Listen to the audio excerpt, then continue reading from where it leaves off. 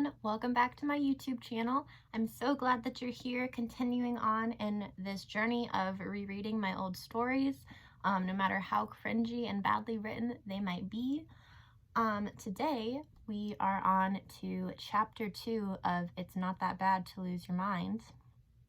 I wrote this April 8th, 2014. Now we will go ahead and get started with chapter 2. Aurora. The girl started, suddenly wide awake. "Hello?" she asked. "Chauncey?" She searched the dark room for her friend. No. A woman stepped out of the shadows, dressed in a dark blue Victorian-style dress with her hair piled up in curls on top of her head. Dangly diamond earrings hung from her ears with a matching necklace strung from her neck. "Darling, you don't need to worry about Chauncey anymore. I've made sure he was taken care of for what he did to you." "What he did? What did he do? What have you done to him?" the girl demanded, sitting back on her heels. The woman drifted closer, and the girl saw that a small smile had graced her face. "You needn't worry your pretty little head about that, Aurora, dear." "Aurora? Who's Aurora?" "You, darling. Chauncey took that away from you, but I would never do that." The woman, now floating in front of the girl, sunk to her knees and looked into her eyes. "I'm going to be your new friend, and I will protect you." The girl sat in silence, stunned at the woman's words. "My name? Aurora? Are you sure?" The woman nodded. "Then what's my full name?" "I'm afraid I can't tell you that right now, Aurora." I'm saying Aurora a lot. I would not recommend doing that. You don't need to constantly repeat your character's name. "Aurora, did they call me anything? I know I had an older brother. Chauncey told me. Would he have given me a nickname?" the girl asked.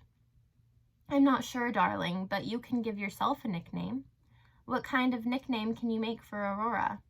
"Well, there are lots of shortened names you could do for Aurora. There's Ari or Rory." "Rory, I like that." "Then that's what it shall be."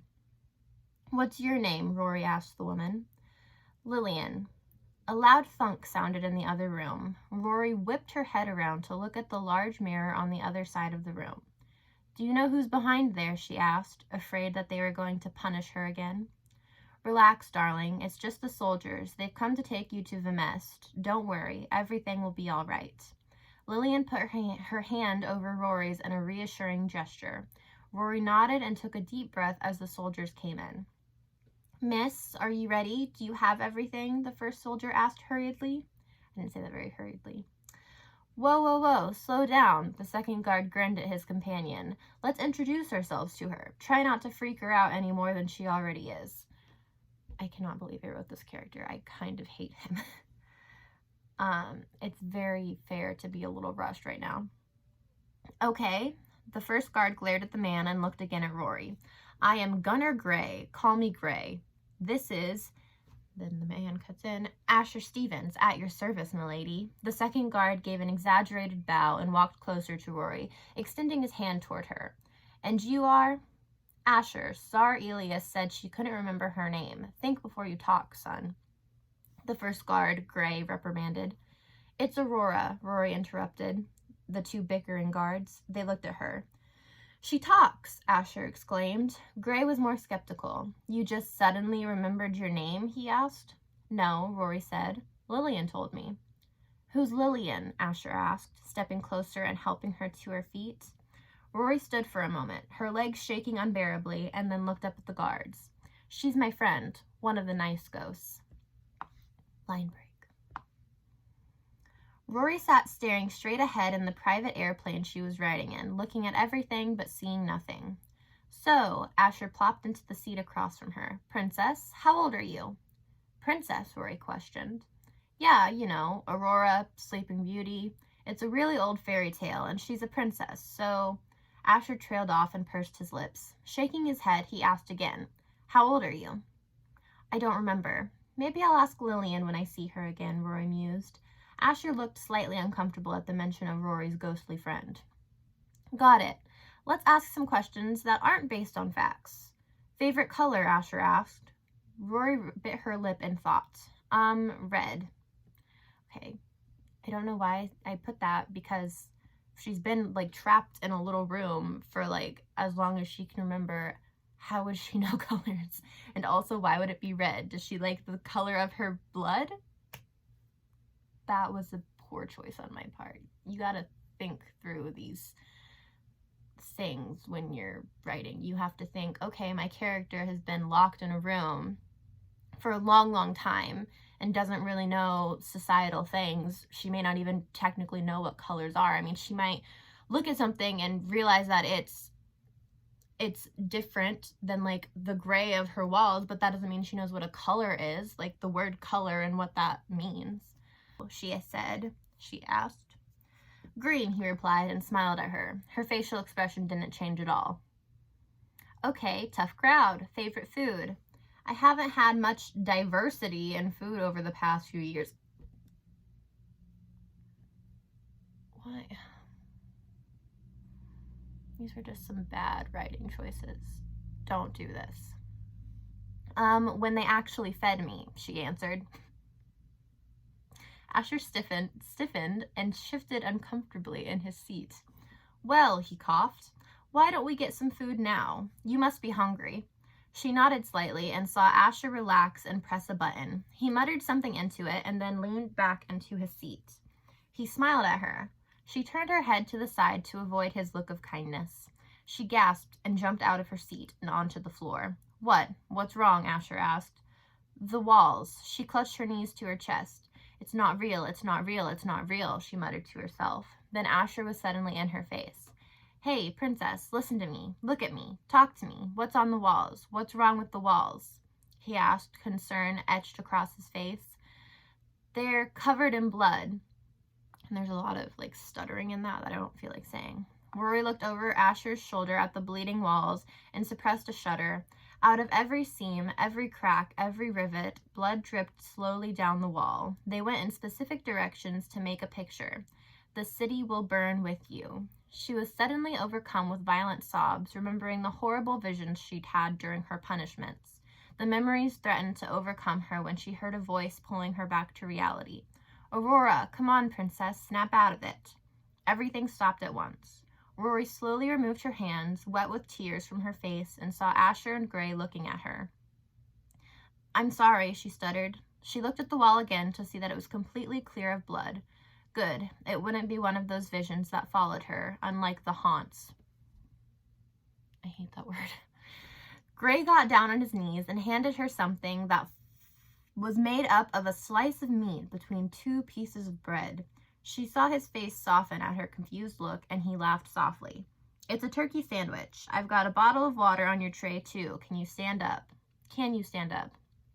Okay, I cannot believe that I had them talk into a little microphone to, like, order something, and they were like, yes, a turkey sandwich. This is the height of luxury. Which, I mean, like, to Aurora, probably because she hasn't had much diversity in terms of food, but... And, like, that's totally fair. Like, if someone hasn't eaten, like, actual food in a long time, you wouldn't want to give them anything too rich to make them sick. But, like, I made it seem like this was such a fancy plane, and, like, they did something so fancily, and it's like, turkey sandwich. Here you go. Okay. She nodded, and he helped her slowly to her feet. She sat down in her seat and really looked at the two soldiers who had taken her from her prison. Gray was a middle-aged man, probably mid to late 40s, with graying hair and a wrinkled forehead. He had hazel eyes which crinkled when he smiled. Asher, however, was the complete opposite. He had honey blonde hair and olive green eyes. He had a lazy grin and an easygoing nature that, Rory supposed, put most people at ease. He also didn't seem too serious, where Gray looked ready to snap a neck at any given moment. They probably make a good team, Rory thought. They balance each other out. Thank you, she said, and bit into her sandwich. Her first reaction was that it was the best thing she had ever eaten. Her second reaction was that it tasted a little bland. Something on her face must have shown her thoughts, because Gray smiled and took 2 bottles from a nearby shelf, one red and one yellow. Why is there just a shelf of condiments on this plane?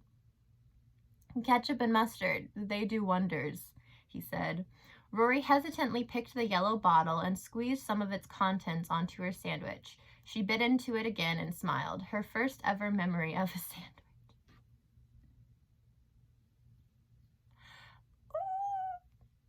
So, Asher said, and Asher sat in his original seat with Gray next to him.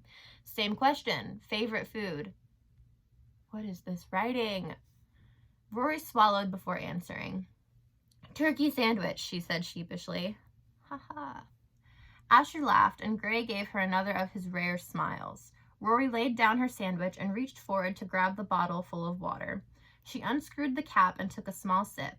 It was like the same thing the lab coats gave her, but sweeter and cleaner and fresher. She took another few gulps before setting it back down and picking up her sandwich again. So, do you often get panic attacks? Asher asked. He just really slid that in smoothly. Gray hit his shoulder and gave him a glare, but didn't tell Rory she didn't have to answer. They're not panic attacks. They're hallucinations or visions. I think that one was more of a mix, Rory said calmly. Asher and Gray shared a glance. Gray started, but Rory cut him off. It's all right. You don't have to pretend. I know I'm crazy. And another line break. I just don't understand, Asher said. You don't have to understand, Gray cut him off and shot a worried look at Aurora. She was still soundly asleep in her chair. I lost my place. Oops. Just know that we are not to ask her any more questions about her mental state. We can ask her questions about her past, try to jog her memory. It's so creepy, though. I asked her age, something everyone should know, and she wasn't sure. I felt so bad, but I don't know if she wants pity or doesn't want it or even knows what it is, Asher complained. Just ask her questions. I don't care if it makes you uncomfortable. Ask questions until she is uncomfortable. Oh, ask questions until she is uncomfortable. That still sounds really weird. I don't care if you're uncomfortable. Just keep asking her questions until she's uncomfortable and then push her some more. No. I think it's supposed to be like ask her questions until she's no longer comfortable answering questions, but that just reads really weird. Yes, Asher said glumly. Now, when we get there, we are to keep her presence a secret. Anik knows she's coming, but the children don't. Elias said he was going to send her somewhere when he got there. For now, we are to hand her off to Jeff as soon as we get there. Got it? Gray said. Yes, Asher replied. Good. Now let's get some sleep. He slapped Asher on the back and turned around to go to the cockpit. She seems so familiar, Asher murmured. His gaze was locked on the sleeping girl. Stop, Gray said. Asher turned to see Gray staring at him fiercely. What? Don't, Asher. Don't get attached. It only hurts you in the end. Gray, she just... Stop. Don't torture yourself. I mean it. Isn't Rachel her age? Asher demanded. Gray stiffened. If you think that I don't feel for this girl, then you're dead wrong. So just shut up, Asher. And stay out of it. She isn't our business, Gray ordered. Then he walked into the cockpit and shut the door behind him. And that is the end of Chapter 2 of It's Not That Bad to Lose Your Mind. So thoughts? This is probably my least favorite chapter so far. Honestly, I think it keeps getting worse as I go on reading. Like the prologue was a little cringy, but like for the most part it kind of held up. Chapter 1 was like really full of a lot of information that I feel like I could have spread across better and just gotten it better. But this, I just like threw a bunch of stuff together and it just doesn't do well. What is that scene with the turkey sandwich? I'm so embarrassed about that. Well, thank you for watching. I will be back next week with the next installment of rereading my old works. And hopefully they get less cringy, but they probably won't. Yay! Okay, well, thanks for watching.